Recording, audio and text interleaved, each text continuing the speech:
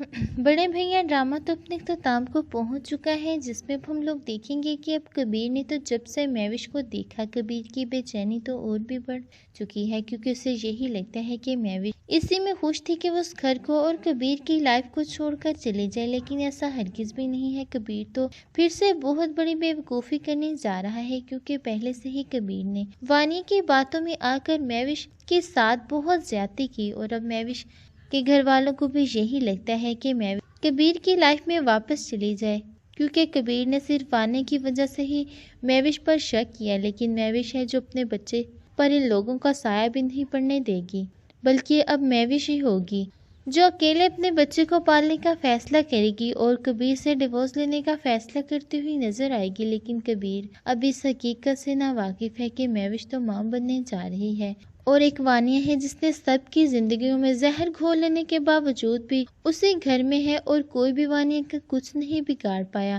اور یہاں تک کہ اب وہ اس گھر میں ہونے والے تمام معاملات کی خبر اس شعیب کو دے گی۔ اب بہت جلد شعیب اور وانیہ دونوں کا ہی برا انجام دکھایا جائے گا۔ شعیب ہے جس نے آج تک فری کے ساتھ زیادتیاں کی، اب فری کو بھی سمجھ آ چکا ہے کہ شعیب کس قدر گھٹیا انسان ہے اور کس طرح سے اس کے بہن بھائیوں کو اس سے الگ کیا۔ اب فری ہی ہوگی جو شعیب سے ڈیورس لینے کا فیصلہ کرتی ہوئی نظر آئے گی، اور شعیب نے تو سوچا نہیں تھا کہ فری اس سے ڈیورس لے گی۔ اور دوسری طرف اب شعیب ہے جس پیسوں سے اس نے بزنس کیا، وہ تمام پیسہ تو فری اور اس کے بھائی کا ہی تھا، لیکن اب وہ تمام تر پیسہ بھی ڈوب چکا ہے، اور یہ شعیب تو خالی ہاتھ رہ جائے گا، یہاں تک کہ اس کا گھر تک سیل ہو جائے گا، اور یہ شعیب فری کے سامنے ہی گڑ گڑائے گا اور کبیر کے سامنے ہاتھ پھیلائے گا اور اپنے کیے کی معافی مانگتے ہوئے نظر آئے گا۔ آپ لوگوں کو یہ ڈرامہ کیسا لگ رہا ہے، اور کون کون ڈرامے کی ہیپی اینڈنگ دیکھنا چاہتا ہے، کمنٹ سیکشن میں اپنی قیمتی رائے سے میں لازمی گا کیجیے گا۔ مزید ڈرامہ